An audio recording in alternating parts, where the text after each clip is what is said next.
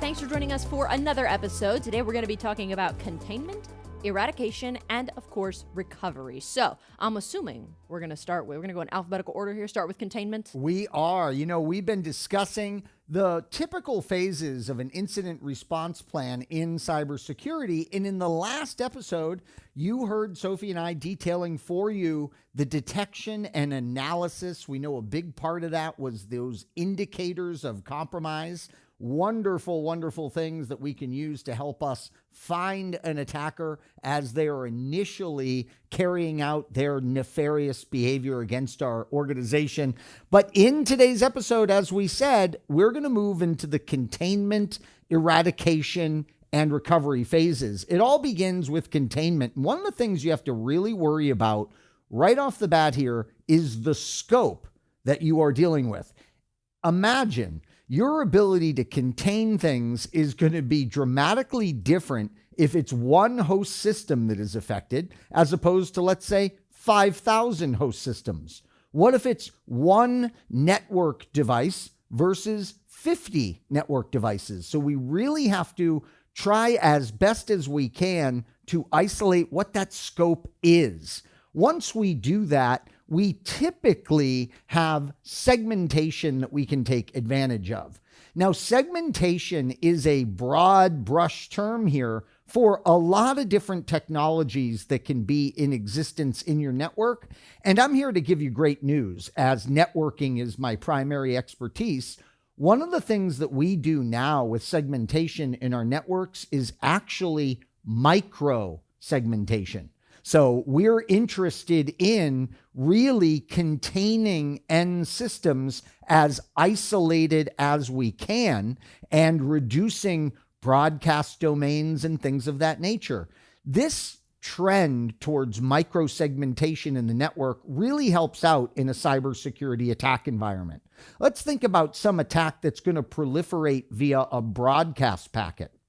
Well, obviously, if we make very small broadcast domains in the organization, that attack is going to have a tough time proliferating if the broadcast domains are very small. So segmentation is something we're probably already doing in the network, and you may even have areas of your network that are set up for the containment of infected systems. So if you're that sophisticated with your incident response, that's a great thing. Something else to think about, though, is pure isolation. So there are going to be times where we're going to run over to an affected device and we are going to be yanking, maybe even unceremoniously, all of the network connections from that device.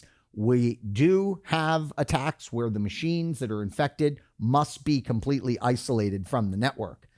Now, the next question, Sophie, becomes, what about removal? Are we going to take this component, whether it be an end system or a networking device, and are we going to completely remove it from the network? This often comes down to, well, what intelligence value, what this threat, what does it really mean to the organization, right? We know that all threats are not going to be created equal. We talked about that. So we'd really want to look at the value.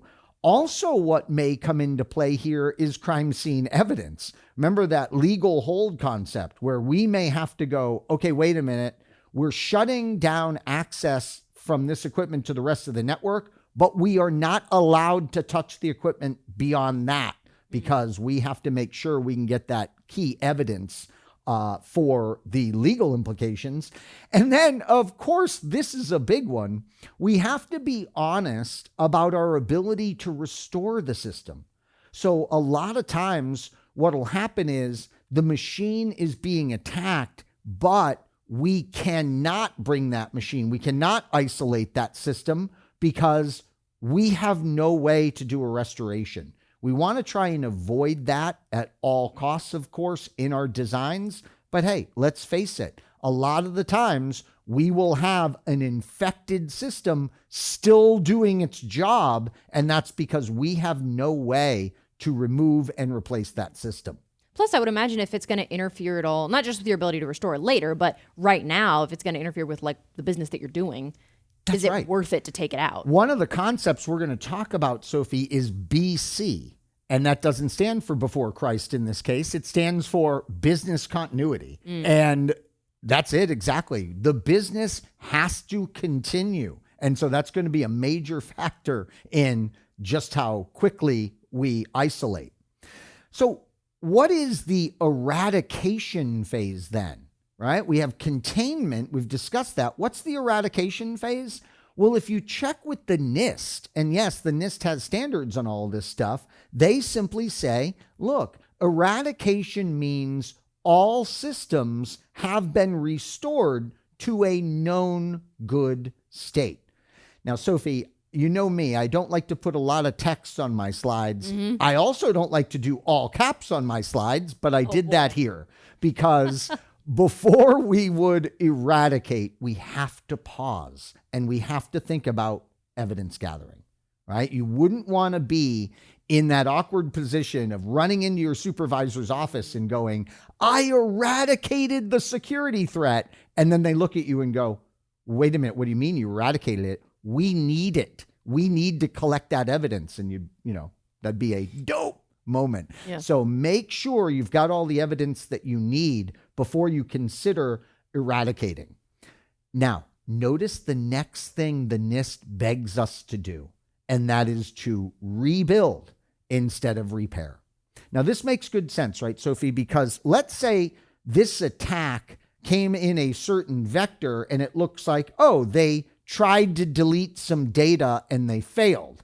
So now we remove this threat and we go, everything's fine. What's the issue with this? We don't really know if that was the only impact. And let me tell you something. I just realized, just thought of this. I've seen it more and more with security attacks where they will do like kind of a false attack, right? So they will attempt to delete some data. This attack vector will attempt to delete some data, but that was just like literally a ruse. They're just kind of testing the waters. No, they're throwing off the security team, right? Like a distraction almost? Exactly. Okay. Like a distraction. A red herring kind of. A red herring. Perfect. Yep. So you see that a lot. And that's been done in some very famous attacks. So the security team comes in and go, oh, look at that. It was trying to encrypt some of our data. And they don't even realize that that's all just a ruse. The application is really like escalating privileges or something else in the background. So we want to be very careful about just blindly eradicating issues like this from our network. Now, as far as the recovery phase goes, one of the things that we want to do is really learn from what just happened, right? We want to be proactive. We don't want to just go, oh yeah, security breach, we contained it, we eradicated it, oh happy day. Let's try and have some meetings and figure out how the heck did that happen? Right? If that security breach occurred, there's probably more in the way. They'll probably be even more dramatic and severe. So let's really try and mitigate those vulnerabilities that got us in this problem to begin with. Something else that Sophie referred to that she knew we would be doing instinctively, she mentioned it in an earlier episode, we're going to sanitize the heck out of stuff, of course. This is through rebuilding oftentimes. But we remember, we got to get the evidence first. Reconstruction of data that was exfiltrated might have to take place, things like that. Obviously, this gets into secure disposal. This might be degaussing. It might be shredding. It might be overwriting. Hopefully we have procedures on all that and we take the necessary steps. And then, of course, there may be patching that needs to be done. So this is another key element of that recovery phase. So would you consider patching to be like a restorative effort? Because it talks about rebuilding. I know. This gets a little confusing, doesn't it? So they gave us advice here. The NIST gives us advice. Hey, don't fix, rebuild. Don't repair, rebuild. But here they say patching. That's making it sound like they're wanting us to repair. So isn't this conflicting? Well, the patching here is a reference to more of from the vendor. So let's say we have a router that has a vulnerability. We get attacked. We go ahead and rebuild that router from scratch. Let's say we have a virtual appliance, or if it's a physical appliance, we reinstall the operating system. We completely rebuild that router, Sophie, and then we patch for the vulnerability that's been discovered. Okay. Does that make sense? Okay, so it's both. You should be doing both. You're doing both. That's exactly right. Okay. We're going to rebuild the system, then patch it, and hopefully never have that issue again. I'm glad you went over this last step too, because when you started talking about like getting rid of and shredding documents, my instinct, just thinking of like dictionary definition of terms, would have been to think that that's part of the eradication step because you're eradicating something, but it's not that at all. No, not that at all. And you can see where this would get tricky in certification. Yep. So we really need to distinguish between these different phases. Get out your flashcards. The other thing too, Sophie, is part of the recovery step is we need to worry about permissions. Remember, with so many security attacks, there'll be an escalation of privilege or a reassignment of permissions. Right. So we got to get back in there and make sure that everyone's permissions are just so. Now, the last thing that I wanted to talk about is just some various factors that really we should be considering in all of these phases. And that is, what impact are we talking, right? I mean, we always have to remember that. Not all security breaches are created equal. So we don't want to be creating too much work for something that's quite minor and has a very little impact. How you isolate systems is something that you'll want to really think through ahead of time, and how you're going to remediate. That's a huge factor. And finally, what compensating controls do you have in place? And quite frankly, why were they not enough? Right? We know we have those operational controls. We talked about technical controls. We talked about managerial controls. Well, are they not working? What is going on here? Why did we have this breach? Why did we have to run through our incident response procedures? So let's give some consideration to, is it time for more or stronger compensating controls?